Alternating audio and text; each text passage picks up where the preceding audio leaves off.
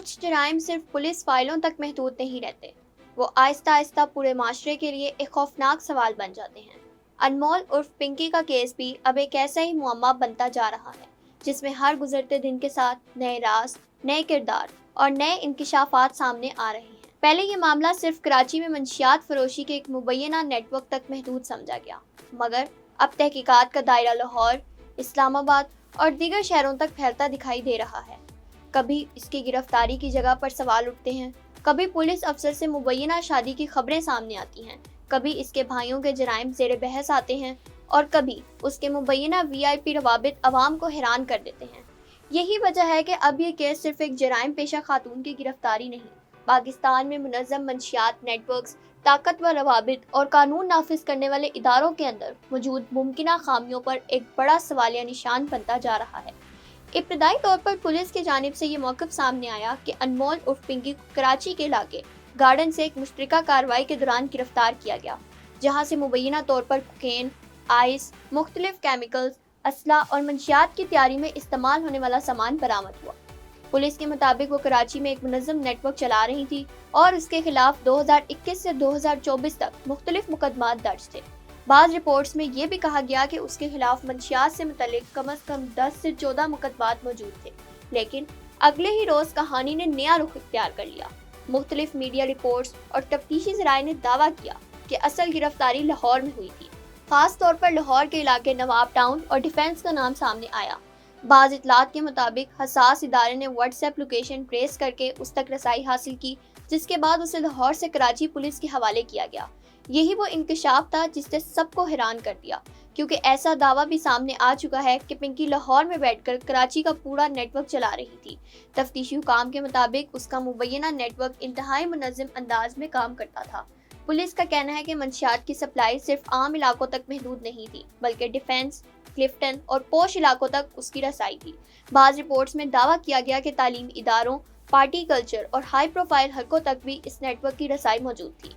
ज़राए के मुताबिक ऑनलाइन ऑर्डर्स लिए जाते, मखसूस राइडर्स के जरिए डिलीवरी की जाती और बाज़ औक़ात ख़वातीन राइडर्स भी इस्तेमाल की जाती, ताकि कानून नाफिज करने वाले इदारों का शक कम हो।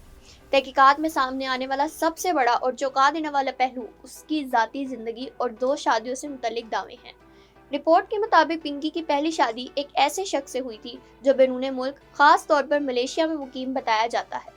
बाज़ तफ्तीशी ज़राए का दावा है कि उस शख्स ने ही पिंकी को कोकेन और दीगर महंगी मंशियात तैयार करने और सप्लाई नेटवर्क चलाने के तरीके सिखाए। यही वजह है कि बाज़ रिपोर्ट्स में उसे कोकेन क्वीन कहा जाने लगा। ज़राए के मुताबिक पहली शादी के बाद उसने मुबैना तौर पर अपने अलग राब्ते और नेटवर्क कायम किया। उसके बाद दूसरी शादी का मामला सामने आया, जिसने इस केस को मज़ीद सनसनीखेज बना दिया। रिपोर्ट के मुताबिक एक पुलिस अफसर जो मुबैना तौर पर किसी कार्रवाई या गिरफ्तारी के दौरान उसके करीब आया, बाद में उससे शादी कर बैठा। बाज़ मीडिया रिपोर्ट्स में दावा किया गया कि उस अफसर ने पिंकी के पैसों से लाहौर में घर खरीदे, जबकि कुछ ज़राए ये भी कहते हैं कि वो अफसर उसके नेटवर्क को मुबैना तहफ़्फ़ुज़ फराहम करता रहा। अगरचे इन दावों की सरकारी सतह पर मुकम्मल तस्दीक नहीं हुई, लेकिन इस मामले ने पुलिस निज़ाम के अंदर भी कई सवालात खड़े कर दिए हैं। पिंकी के भाइयों से मुतल्लिक सामने आने वाली मालूमात ने भी इस केस को मज़ीद पेचीदा बना दिया है। तफ्तीशी ज़राए के मुताबिक उसके भाई स्ट्रीट क्राइम, छीना झपटी, डकैती और मंशियात सप्लाई जैसे जराइम में मुलव्विस रहे। बाज़ रिपोर्ट्स में कहा गया कि ये लोग नेटवर्क के मसल पावर के तौर पर इस्तेमाल होते थे, यानी सप्लाई की हिफाजत, मुखालफिन को धमकाना और मुख्तलिफ इलाकों में नेटवर्क को कंट्रोल करना उनके ज़िम्मे था। पुलिस अब इस पहलू पर भी तहकीकात कर रही है कि आया ये पूरा नेटवर्क ख़ानदानी सतह पर मुनज़्ज़म किया जा रहा था या नहीं।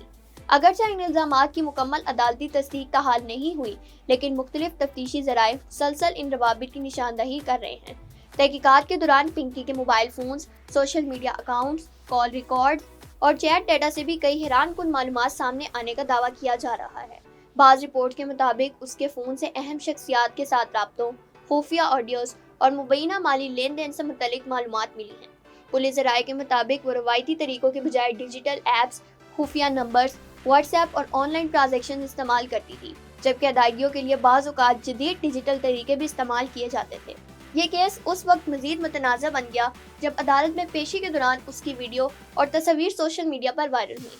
अवाम की जानिब से सवाल उठाया गया कि एक मुबैना हाई प्रोफाइल मुलज़िमा को बगैर हथकड़ी अदालत में क्यों पेश किया गया, क्यों उसे मुबैना प्रोटोकॉल दिया गया। اور کیوں اس کے ساتھ رویہ عام ملزمان سے مختلف دکھائی دیا۔ بعد میں بعض پولیس افسران کے خلاف کارروائی اور معطلی کی اطلاعات بھی سامنے آئیں۔ سوشل میڈیا پر اس کیس نے غیر معمولی توجہ حاصل کی۔ کچھ لوگ دعویٰ کر رہے ہیں کہ یہ نیٹ ورک صرف ایک عورت تک محدود نہیں ہو سکتا، جبکہ بعض کا کہنا ہے کہ اتنے بڑے پیمانے پر منشیات کا کاروبار طاقت و روابط کے بغیر ممکن ہی نہیں۔ ریڈٹ اور دیگر پلیٹ فارمز پر بھی لوگ یہ سوال اٹھا رہے ہیں کہ آخر اتنے برسوں تک یہ مبینہ نیٹ ورک کیسے چلتا رہا۔ بعض صارفین نے دعویٰ کیا ہے کہ اس کے تعلقات با اثر حلقوں تک تھے، جبکہ کچھ کا ماننا ہے کہ اصل کردار شاید ابھی سامنے نہیں آئے۔ ماہرین کا کہنا ہے کہ پاکستان کے بڑے شہروں میں آئس، کوکین اور دیگر مہنگی منشیات کا بڑا استعمال اب ایک سنگین سماجی بحران بنتا جا رہا ہے۔ تعلیمی ادارے، پوش علاقے، نجی پارٹیاں اور نوجوان نسل اس مسئلے سے سب سے زیادہ متاثر ہو رہی ہیں۔ یہی وجہ ہے کہ انمول عرف پنکی کا کیس اب صرف ایک فرد کا معاملہ نہیں، پورے معاشرتی ڈھانچے کے لیے ایک خطرے کی علامت سمجھا جا رہا ہے۔ فی الحال تحقیقات جاری ہیں، مزید گرفتاریاں متوقع ہیں اور ہر گزرتے دن کے ساتھ نئے نام اور نئے روابط سامنے آنے کی باتیں ہو رہی ہیں۔